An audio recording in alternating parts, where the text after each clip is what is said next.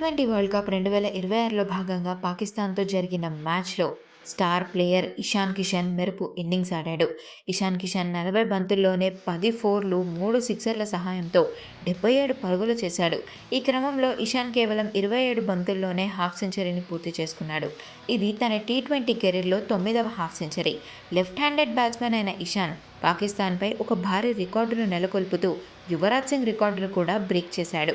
Bharat-Pakistan T20 international మ్యాచ్లలో Yuvraj Singh కంటే వేగంగా 50 సాధించిన బ్యాట్స్మన్గా ఇషాన్ రికార్డ్ క్రియేట్ చేశాడు. ఇషాన్ 27 బంతుల్లోనే హాఫ్ సెంచరీ పూర్తి చేయగా, యువరాజ్ సింగ్ 2012లో పాకిస్తాన్పై జరిగిన టీ20 మ్యాచ్లో 29 బంతుల్లో 50 సాధించాడు.